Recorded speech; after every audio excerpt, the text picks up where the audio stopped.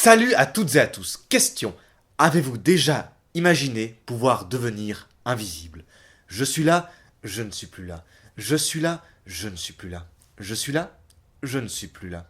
On me voit plus, on me voit. On me voit, on me voit plus. On me voit un peu, on me voit plus. On me voit. Bien sûr, l'idée ne date pas d'hier. L'invisibilité est une thématique qui jalonne le monde de la fiction depuis l'aube des temps. Déjà dans la mythologie gréco-latine, par exemple, le dieu Hadès avait un casque magique le rendant invisible. Il existe aujourd'hui des centaines d'œuvres artistiques et d'histoires mettant en scène la capacité d'un personnage à se rendre invisible. That's an invisibility cloak. I'm invisible. Sûrement parce que la thématique permet des questionnements sur les normes sociales, morales et éthiques. Jusqu'où irions-nous moralement en nous sachant invisibles aux yeux de la loi? Raison pour laquelle beaucoup de ces histoires relèvent du genre policier, puisqu'elles mettent en scène des personnages immoraux qui transgressent les acquis éthiques d'une société. Et c'est le cas du livre dont nous allons parler aujourd'hui, le premier livre à avoir fait de l'invisibilité le thème et enjeu central de son récit. Un livre écrit par le grand H.G. Wells, que je ne présente plus.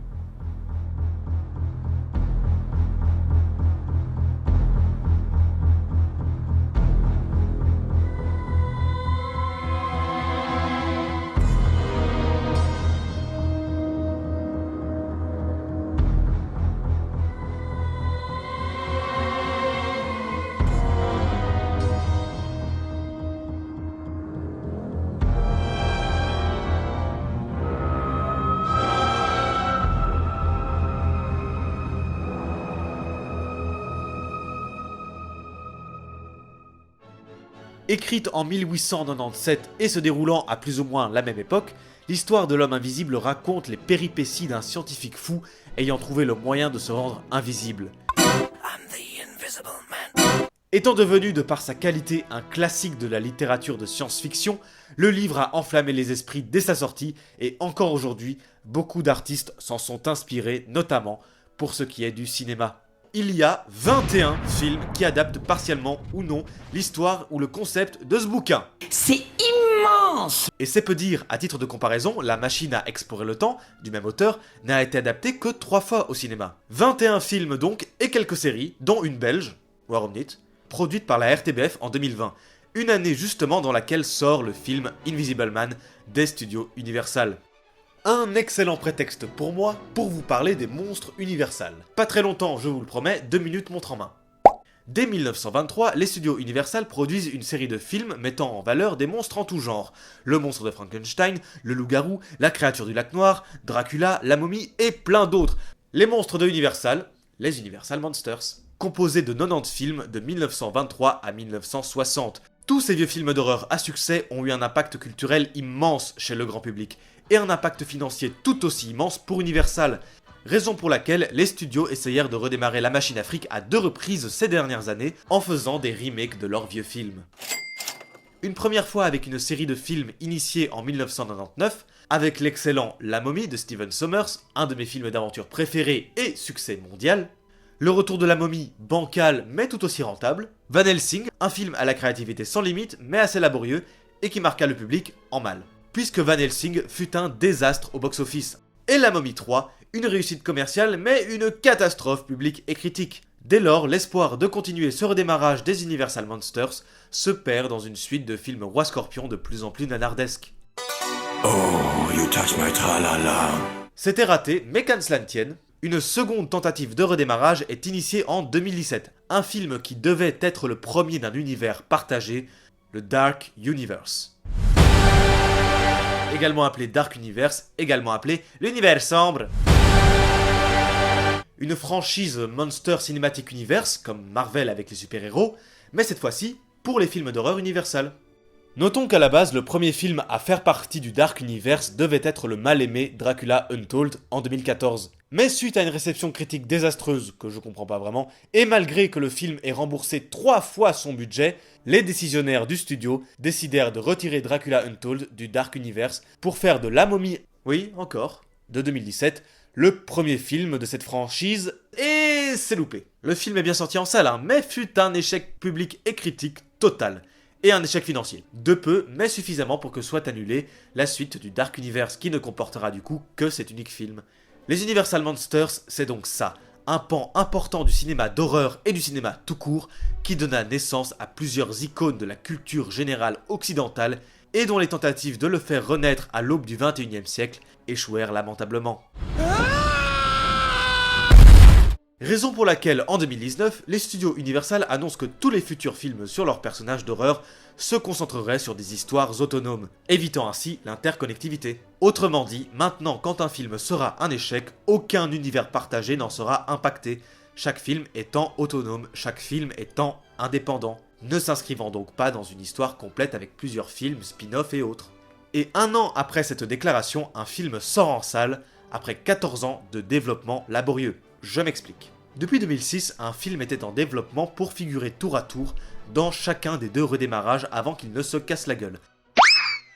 Un film dont on aura retardé le développement pendant 14 ans. Et on en revient à H.G. Wells car ce film était une adaptation de L'Homme Invisible, ou plutôt un remake du premier film Homme Invisible de 1933, un des premiers monstres Universal. Et vous allez peut-être me demander pourquoi parler de ce film-là en particulier. Surtout que, comme je l'ai dit, il y a une vingtaine de films adaptant L'Homme Invisible, dont certains réalisés par de grands noms du cinéma, comme Carpenter ou Verhoeven, qui lui pour le coup s'est vraiment amusé niveau mise en scène. Pourquoi donc parler de celui de 2020 ? Ben simplement parce que j'aime bien son réalisateur. C'est une bonne raison. Et puis c'est ma chaîne, je fais ce que je veux. Putain, le dire c'est autre chose que l'écrire. Lee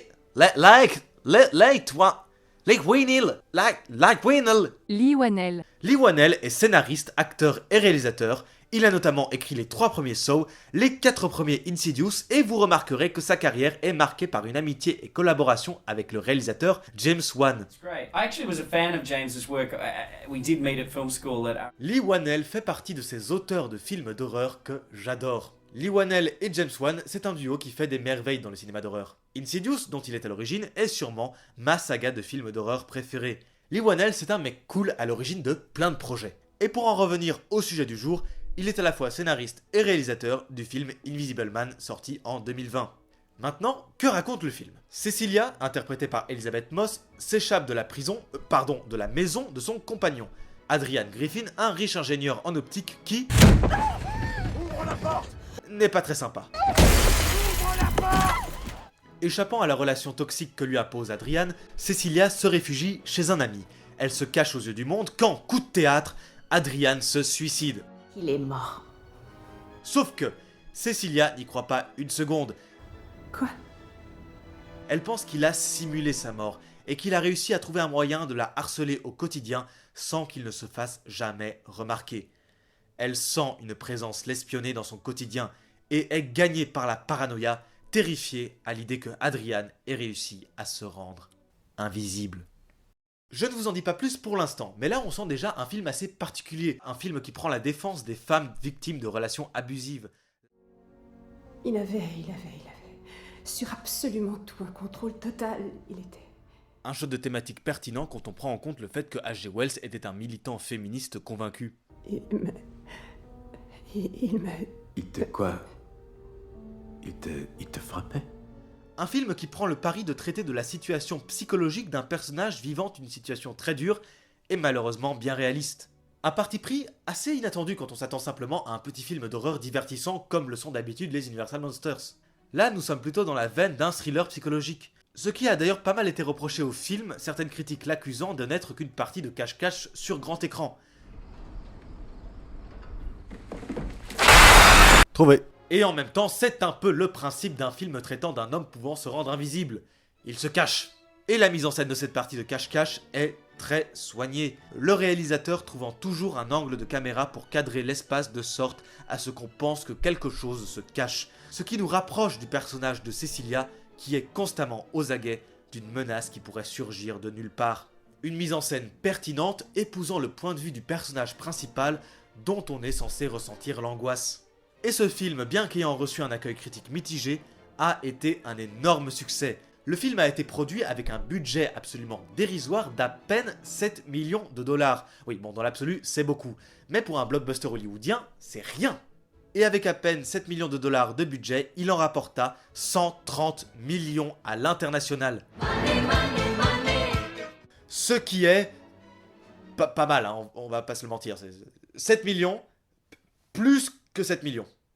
C'est donc un énorme succès commercial et un succès critique modeste, certes, mais apprécié. Enfin, les Universal Monsters étaient ressuscités. Sur un seul film, oui, mais ça compte. Cela dit, je n'ai pas parlé dans cette vidéo des films s'étant inspirés des monstres Universal sans en faire partie officiellement, mais qui ont sublimé cet héritage.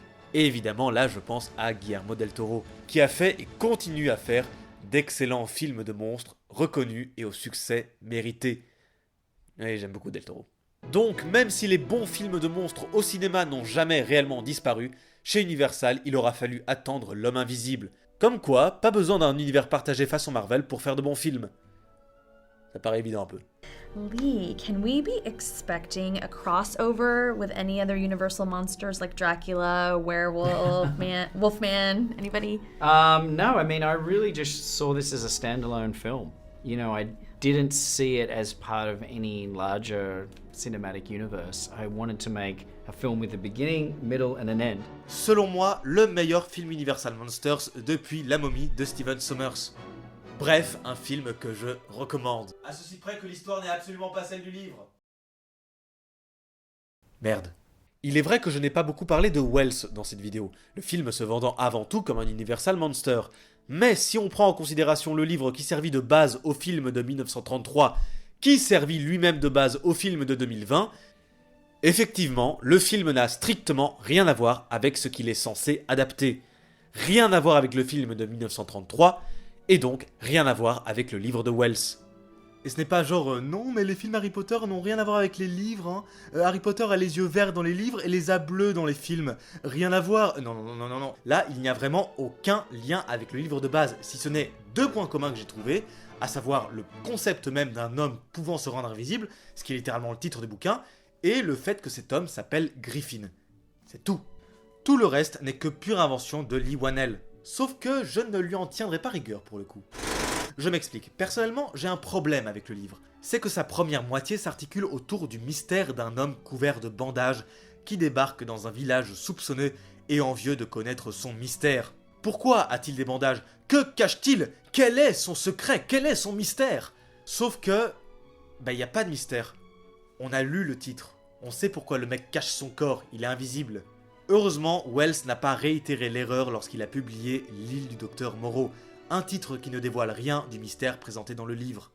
Donc, créer une nouvelle histoire avec un nouveau mystère, c'est pas si idiot que ça permet de créer de nouveaux enjeux. Ça a d'ailleurs été la décision de quasi chacune des adaptations de L'Homme Invisible, à la notable exception du film de 1933, qui reprend la quasi-totalité de la trame du livre, et dont la seule liberté d'adaptation est l'intégration pertinente d'un personnage féminin. Donc, une vingtaine de films, oui, mais une vingtaine d'histoires différentes. Faut croire que ce concept d'histoire a de quoi alimenter l'inventivité des créateurs, artistes et cinéastes.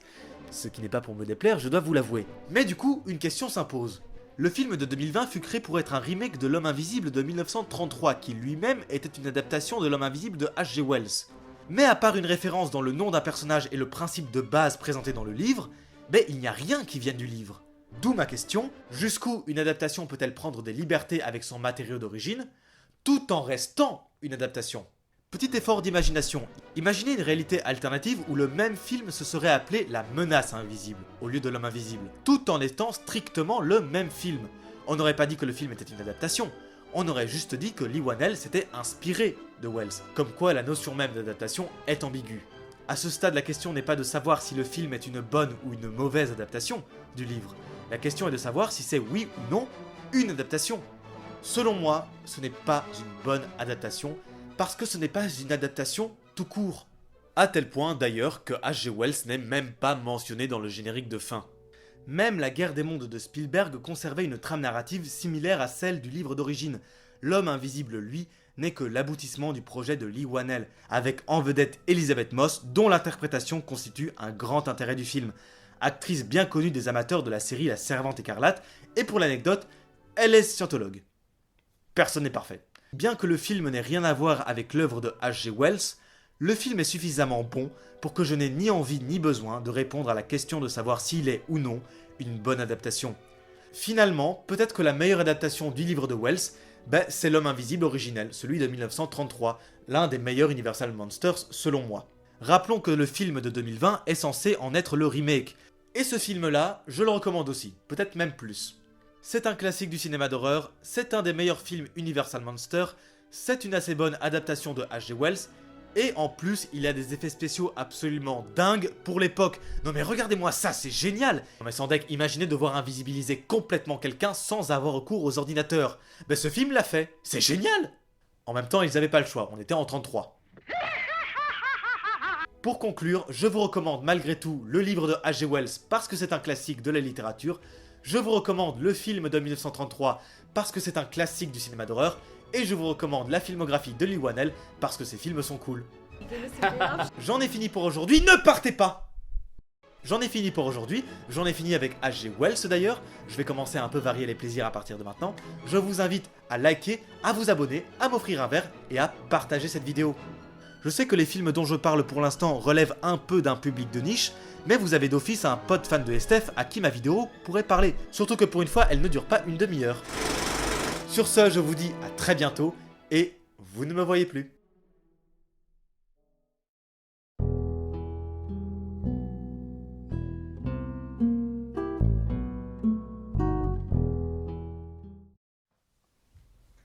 J'étais caché.